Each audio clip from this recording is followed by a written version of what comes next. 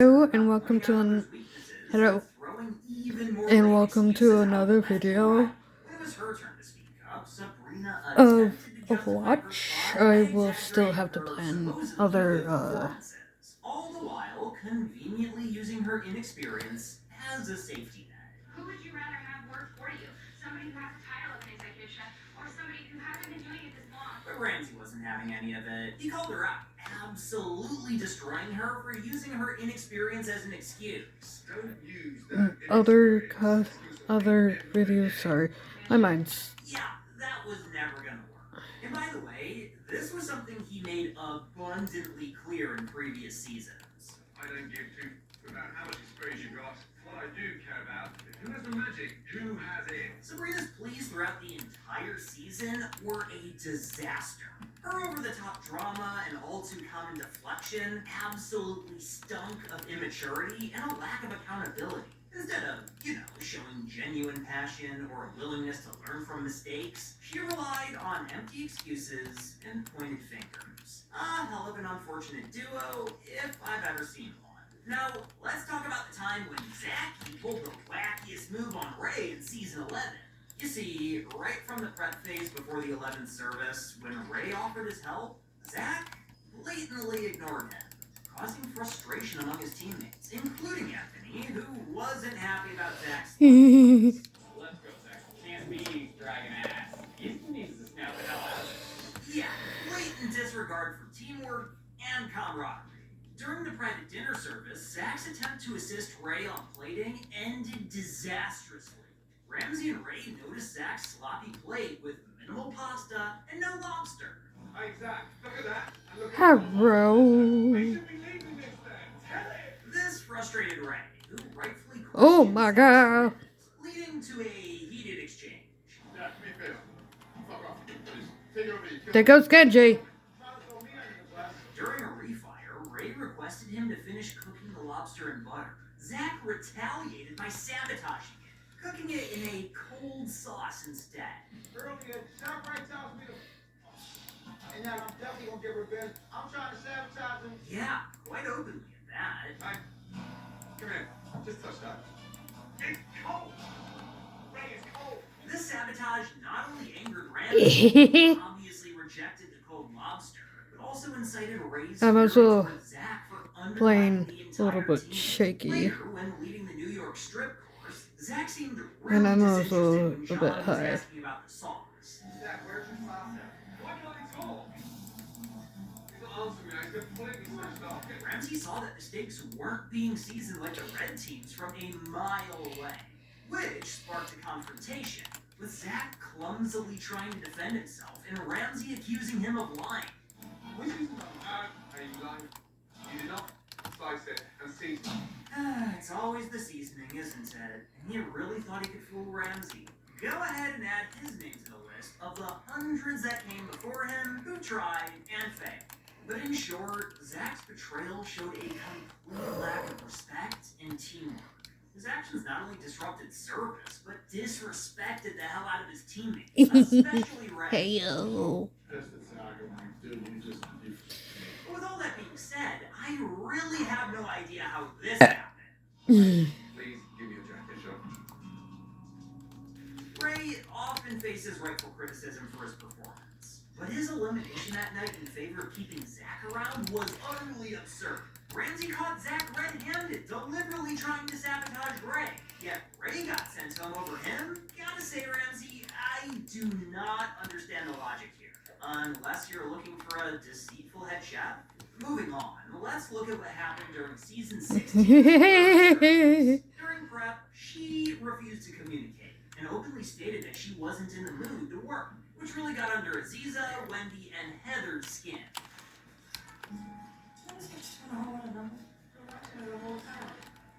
This lack of commitment and effort set a negative tone right from the start. Just working on. I don't know. I'm not in the mood right Can't hit me, motherfucker. Can't hit me. Pun intended.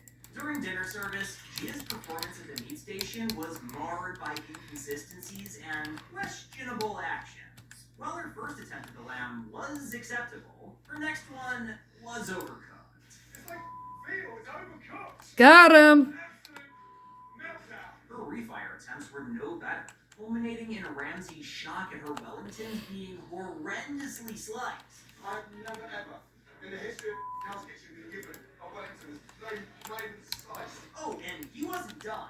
It's like some bear from the woods, the most expensive cut anywhere in the world, all the way ducked. Who gave me this? What followed was a feeble attempt to excuse her blunder by claiming she nearly cut her finger off, prompting Ramsey to call for medical assistance. Sorry, I cut my finger off there. You cut your finger off. Show me. Take a medic. Medic! However, Ramsey's attempt to verify her injury exposed Gia's ruse. Despite her claims of a mere finger amputation, there was no visible cut or any blood on her finger at all. Where's the cut? I got the last kill in. Where? It's not there. So, she wanted an easy way out. But our tank outplayed the game. During deliberations, this happened. But who's volunteered themselves to go up to them? I'll do it. I'll do it. Eventually, Jen volunteered, and Gia was nominated. I'm not an arguer. I hate arguing. I lived with that in my family. And I Ah. But Jessica's plea for staying Plus, in the kitchen this is the really vape shed pen light on her personal struggles. She admitted to that I'm nominating using. herself out of a deep-rooted It's a weed fear vape of pen. arguments, a trauma rooted in her past experiences of growing up in a household. Yeah, this is filled not with for constant kids. conflict. This revelation hinted at a potential battle with PTSD. Any kid that's watching this that's under the age of 18 and also 14, you guys kind of fucked up on that part. On the flip side, here's what Gia said. Anytime I'm in the kitchen, I'm working hard, always ready to help one of my teammates. I don't never come in here with an attitude. Hey, you know you were being recorded, right? We saw you stand and give up on your team during prep because, oh, not in the mood. But wait, she had more to add. She's already packed. I'm not packed. I'm ready to stay here. This move to spill dorm secrets to Ramsey didn't earn her any popularity points. She was seen as a rat for not upholding team solidarity. Jessica, you've packed. You are not ready to head to Vegas. Despite Ramsey's earlier stance on dorm issues, meaning he clearly said that he didn't care about what goes on in the dorms, his choice to axe Jessica over Gia's betrayal seemed unjust and went against his own stated policy. I guess what I'm trying to say is that these events brought Ramsey's fairness into question. Jessica's struggles and her coping mechanism should have been considered more empathetically, especially since her performance wasn't notably worse than Gia's. I genuinely couldn't grasp what Ramsey saw in Gia. To me, it seemed like one of the most straightforward decisions on the show to eliminate her. However, instead of Gia leaving, Jessica went home instead. Sure, Jessica's mistake in packing was bad, but she only messed up one plate throughout the whole service. Her other services showed improvement, either performing well or bouncing back after a slip-up. On the other hand, Gia lied about her finger injury and completely messed up the meat. I mean, come on, it's night and day. But I'm curious what your take on all of this is. Meanwhile, let me hop over to the next topic. Now, in Season 9, following a challenging service, Ramsey tasked the final 5 chefs with a crucial decision, nominating 2 individuals for elimination. Elise orchestrated a calculated move. She individually approached both Will and Paul, artfully persuading them to consider Jennifer as the weakest link among the remaining chefs.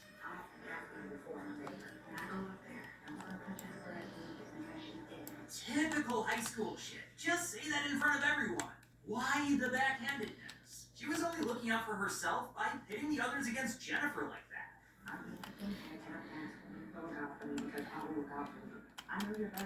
God, how low was she willing to go? But Jennifer was wise to Elise's sly tactics, confident in her own abilities and considering herself superior to Elise in various aspects. She hoped that Paul and Will would see through Elise's manipulation. After all the Western, Will and Paul are smart enough not to fall for Elise's. One can only hope. The deliberation turned into a tense chess game. Ramsey probed the chefs for their nominations. Who is the weakest chef? Come on, man, it's an easy answer. But Paul struggled to make a definitive choice first, prompting Will to abruptly lend his support to Elise as the stronger chef, much to Jennifer's and frankly my disbelief. Solely based on cooking, chef. I think Elise is a stronger cook than Jennifer is. It was tough to watch. Eventually, Paul sided with Elise as being the stronger cook too. Who's the worst cook? Jennifer, chef. Thank you. I'm being honest. At least Tommy didn't give in to the pressure and did the right thing by saying that Elise was the weakest link. This sequence of events culminated in the heartbreaking elimination of Jennifer. Despite her undeniable talent and consistent performance throughout the competition, the strategic manipulation orchestrated by Elise and the wavering decisions of her fellow contestants led to Jennifer's unjust departure. I can't believe you two would actually sit here and say that she is better than me. I am. And fans weren't happy. Everyone agreed that Jennifer should have stayed instead. And I mean, here. Will and Paul were manipulated to backstab Jennifer. But it's not like they didn't have any personal motive in this. Jennifer was obviously the better chef, and therefore the biggest threat. At least Tommy had integrity and wanted to have an equal fight in the end. What do you think? Be sure to drop your thoughts in the comments below. I'm genuinely curious. And if you enjoyed this video, make sure to drop a like, subscribe, and turn on my post notifications. And if you thought this video was crazy, make sure to check out the next one right here. It's even better. Sorry if you hear YouTube in the background. It's just,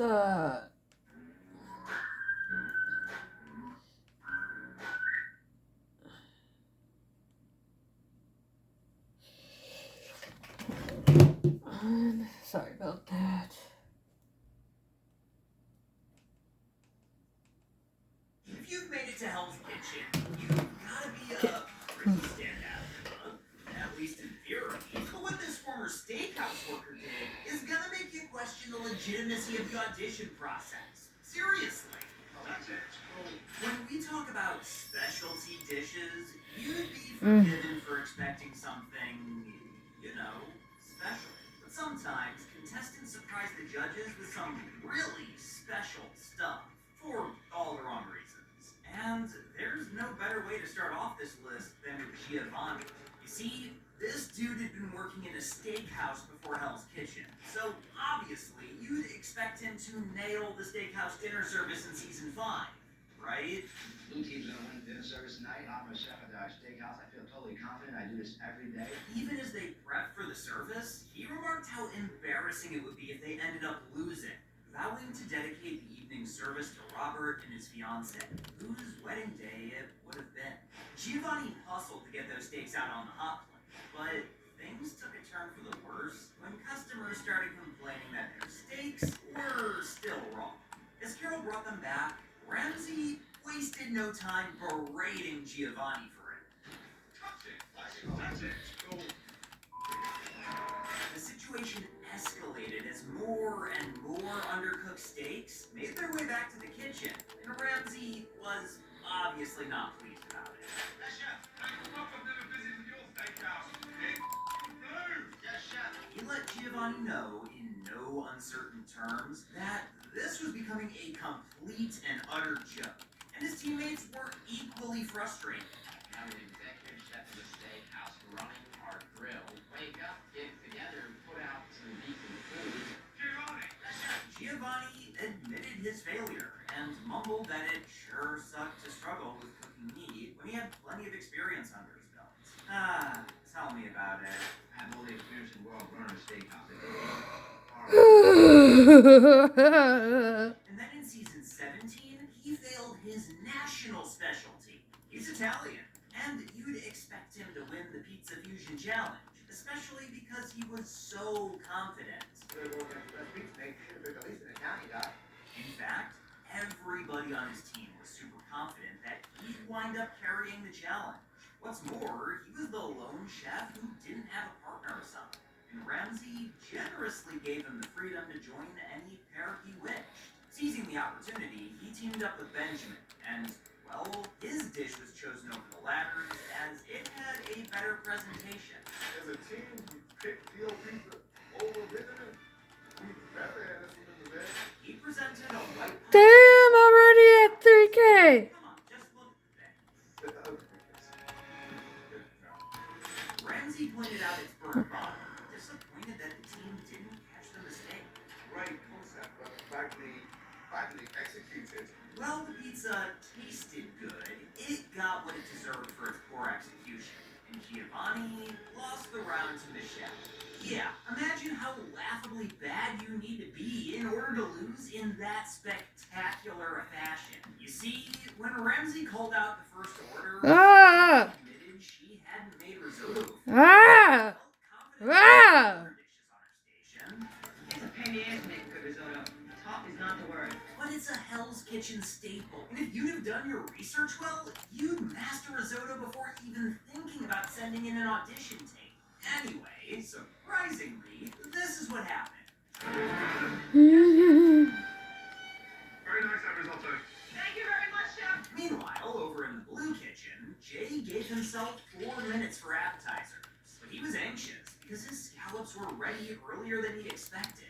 Jay Come here, hoped bitch. that I got you. communication would take them over the line. And yet, things didn't go according to plan. Jay, yes, sir. And guess what? To get ready for a goddamn campaign. God, was this amateur hour or what? I thought we got rid of the weakest link in here. Already we're acting like a bunch of idiots. On the flip side, in the Red Kitchen, Fran had a tough time when she served up raw risotto. More butter in there, more seasoning, and the knobs not in. I'll fix it, Chef. By the way, her inconsistency inspired one of Ramsey's most creative insults on the show. You're about as consistent as pigeon. I'm just not gonna swear. Over in the Blue Kitchen, Jay did a decent job with his appetizers. But when Ramsey asked for the potatoes, Autumn wasn't ready, which really soured all the good work they'd put in up to that point. Now, Jay was aware that she was still hungover. Spend time on play. Everyone start telling me how good they are. Yeah, you're so bad. When Autumn finally sent her mashed potatoes, this is how they turned out. Mashed potatoes salty. Come on, Autumn. Madam, cut them. She wasn't even I'm still at 4K. telling her straight up to taste her food. If not, her time in Hell's Kitchen might be over a lot quicker than expected. Start tasting your food. Yes, chef. Because you may have about 90 minutes left in Hell's Kitchen. Move, madam, big time. Meanwhile, things got chaotic when Siobhan admitted she had to redo an order of scallops, and Ramsey found a whole batch of them. What are you doing there? I thought they looked golden brown, Chef. Stop. Despite Holly recognizing they were practically charcoal at that point, Siobhan persisted, putting them on a plate and insisting they were fine. I'm sure you can guess how Ramsey felt. You got the nerve to tell me they're still on the fine, wishy-washy, not even seasoned, and you know what, more boy, they're boiled. Now, what do we say when we see contestants arguing with Ramsey? Get out, get out, get out. I'm the only one who has 5K in heels. Benjamin took over the fish station temporarily, intending to expedite orders while Siobhan was struggling and just making a mess of it. And Ramsey was still pissed about Siobhan insisting on plating her poorly cooked scallops. Sometime later, Siobhan returned to the kitchen and admitted her mistake. Finally, Benjamin, however, instructed her to stick to dessert. I got you, my bud. I got you. Five star, Jess. Please, chef. I got my scallops going. Can I help you? Stay on dessert. Stay on dessert. Then, despite her willingness to assist, Benjamin's attitude shifted, as he became a lot more curt, physically pushing Siobhan away and grabbing the scallop she was holding. Moments later, he demanded she leave his station. Not any other station. Just get out of my station, please. And pushed me out of the way, and I was really, really pissed off. All this drama obviously slowed things down. In the dining area, there was a customer who was pretty unhappy about an undercooked dish. Is it cooked? Alright. I'm working overtime, bitches. He took matters into his own hands. I worked overtime. Silence, pointing at the plate. What's the matter? What's wrong with me? I'm looking at me. Excuse me. Hey. Ramsey criticized his approach, and if I didn't know any better, I'd think he was talking to one of his chefs. As you can see, I got 6,000. Yes. Customer service? Ever heard of it? However, he questioned if Ramsey was willing willing to serve him something that could make him sick.